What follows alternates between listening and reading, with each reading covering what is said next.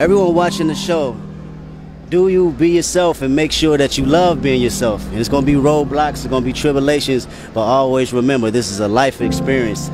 Accept the experience, appreciate the experience, and learn how to move on from things that don't serve you well, you know, and find your journey, respect your journey, and love it.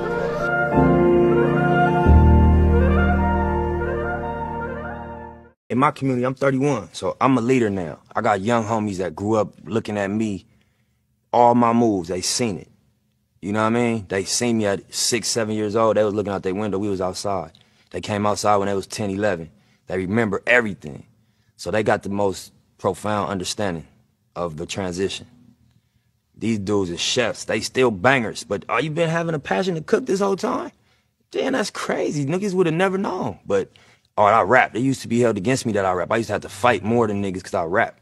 You feel me? I used to have to react with more vicious because I rap. It was like a mark against my manhood at the time. Like I ain't a full-time banger because I go to the studio.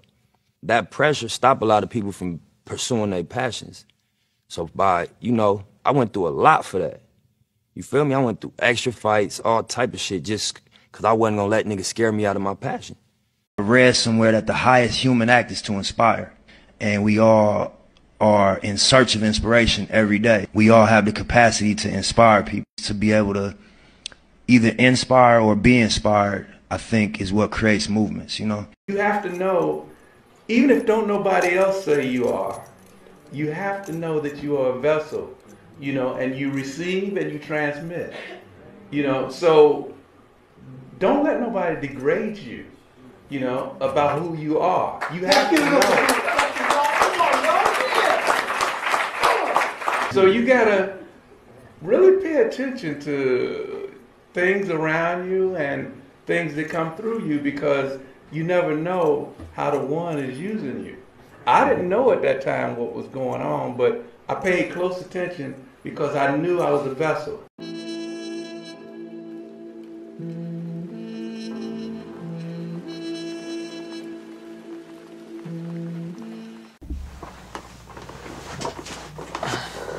Alright, so what's up YouTube? It's Tonight Saint here, back with another video. And this video is going to be about embracing your story. Embracing your story. You have to realize that every single person, every single being on the planet literally is an aspect of the universal collective consciousness, right? With unique stories, unique backgrounds, unique blood, unique DNA, unique environments. How about I say, at the end of the day, I realized that no matter what type of background you come from, to a certain extent, we are all the same. We all still have the same backgrounds. We still have not the same background, but same system. We all have the same type of life structure that can really be. There's a parallel between everybody that lives on the planet. Everybody has a gift. Everybody has a purpose. Everybody, you know, exist at this moment in time, and there won't be anybody like us exactly how we are ever again. Even though it's been millions and millions, it's probably been billions and billions of people on the planet before, but nobody has ever been like us. And I think that's bizarre. Do I believe it to be true all the way? Not all the way. I believe it's somebody that's been like me. Of course not with the name Kevin Downer, but I think that spirits have like archetypes, especially like positive and negative spirits. They have archetypes, and then it's a group of people that's like this. They always been on this planet. They always gonna be on this planet, and that goes, you know, for the same for the negative type of spirits. But I think that's where I believe that to be true at, and I believe that not embracing your story is like a form of self-hatred, right? I believe that embracing your story is like a form of like self-respect and like self-love. And one thing I have to understand for myself is that embracing your story, it inspires other people to embrace theirs. I think with society, or even just on social media, it's like everybody's so caught up with trying to be like, you know, let's say, let me just speak for like the male aspect. I know males be trying to act like, you know, some want to act tough, some want to act gangster. I know black boys, even me, I feel trapped to that to a certain extent, even though that was never me. I wasn't like in the streets or nothing, but I wanted to at least look a more tough, because it's the idea of the masculine principle. Like I said, you just want to look more tough, and really that has nothing to do with it. But well, it doesn't have nothing to do with it all the way, but it's like a very small percentage of what it really means. But even me, I fell victim to it. I wanted to be more, I want to be perceived more as tough. And the crazy thing is, I'm not saying I'm sensitive or soft or nothing, but I am sensitive. I'm not saying I'm soft, but I was never that type of person. I was in the house all day. I was chilling. I was sitting there watching anime, drawing. I'm getting into poetry now and shit, but I'm about to say that's me now. But I was always just a kid that was into superhero. I was a geek when I was a kid. I ain't gonna lie. And I'm about to say I got older and I started working the job and I started worrying about girls and shit. And I just like all that geek shit went out the window.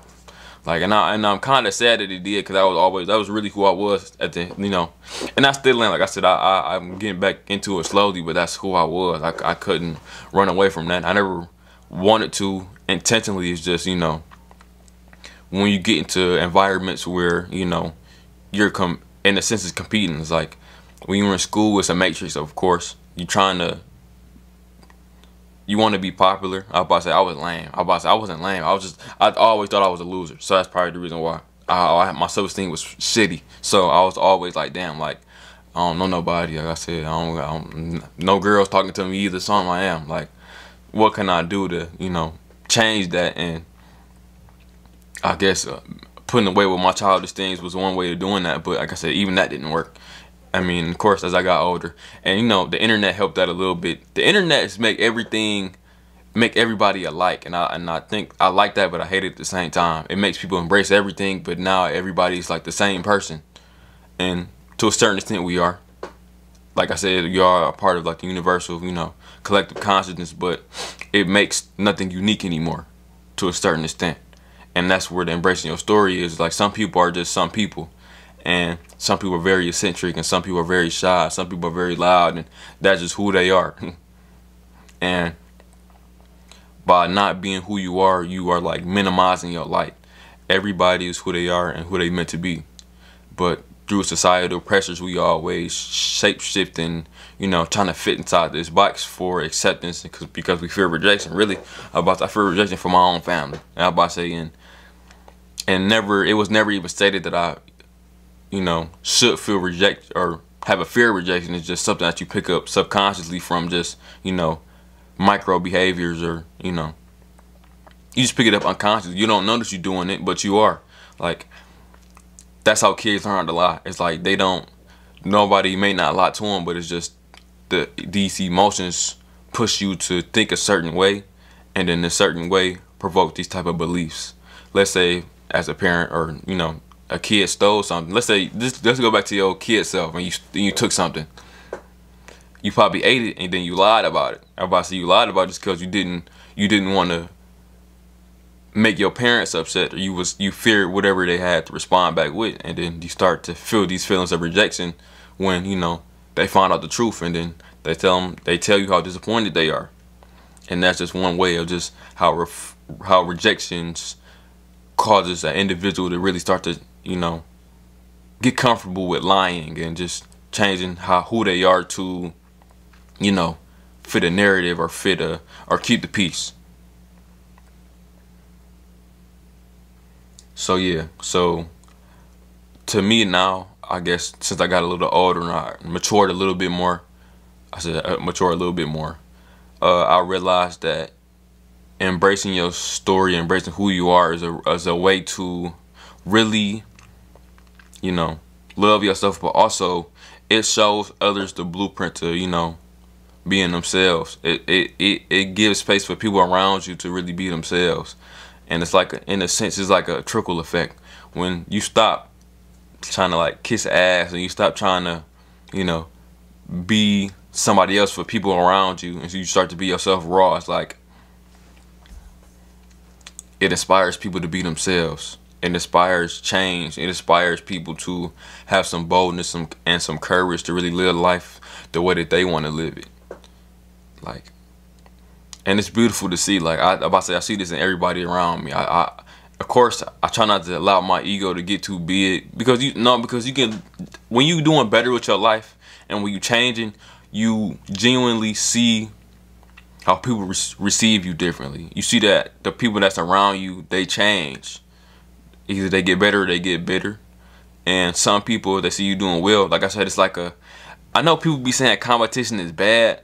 I don't believe it to be bad. I get why they say it, but if I had more friends that was close to me, I'm competitive like that. Not in a bad way, but it's just, I think I just got it from like the animes. Like, when they have a rival, you just want to get better. You just want to, and of course, to see who better to a certain extent, but it's not like a hatred behind it. It's just like, you want to have somebody that it's like a foil to you, and you want to see how far y'all can take it and see how far y'all can get, good. And it's like, I wish I had that type of person in my life. I don't have somebody like that now, but hopefully I do find somebody like that that's like almost like a rival. Like I said, it's almost like an adversary, but it's like a necessary one. Maybe it's myself, and like I said, maybe that's my own thing that I need to get into deeper. But let me not get straight away from the message. But you realize that your life could be a blueprint for somebody else, in the sense of you may be showing them the next steps of what they need to do, whether it's accepting themselves or really with their own life or career. Also, it offers insights to them for their own personal journey. And maybe that's what I just said. But because you realize that, like I said earlier, even though there won't be nobody like me ever again, it's always people that's similar to me. Whether it's their background, whether it's their mind, the way that they think, whether it's how they look, it's always going to be people that, have the same type of, background as me, that can benefit from me doing my thing the way that I want to do it. And that's always going to be, recommended. I think social media make people feel ungrateful for their own lives. Like, we see people with the beautiful, the nice things on, and the flashy things, and the the woman on their arm, or even just the reverse, like women with like the nicest things, and I think that makes us be ungrateful for what we have. And of course, of course, it's a reality factor to that. Like I said, some people really just be dirt poor. They never had anything, and they start to become consumers, and they start to become very, capitalistic and just greedy. And and the thing about it is, it's like, whatever path you go down, especially with anything materialistic, is like a losing path, especially if you're not yourself. It's like you can get all that, and then you realize, like, I'm still not whole. And a part of that embracing your story is that when you embrace your story, you become whole again. And I spoke about this in like an earlier video I had a long time ago, is that when you become whole, like I said, there's nothing else you can do no more. It's nothing outside that can really satisfy you when, you learn to satisfy yourself and satisfy your heart.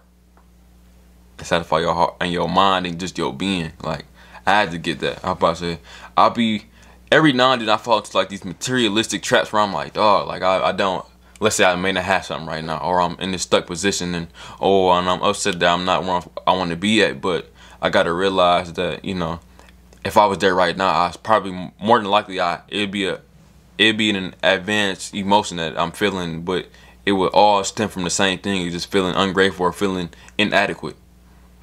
And if you never retain those emotions now, while you don't have it, when you have it, it's not going to be worthwhile anyway. So, yeah. So I would definitely say, learn to embrace your story. Like I said, there's nobody that's ever going to exist like you ever again in your life. And I mean that, and appreciate it. Like I said, it's just, and appreciate that in other people as well.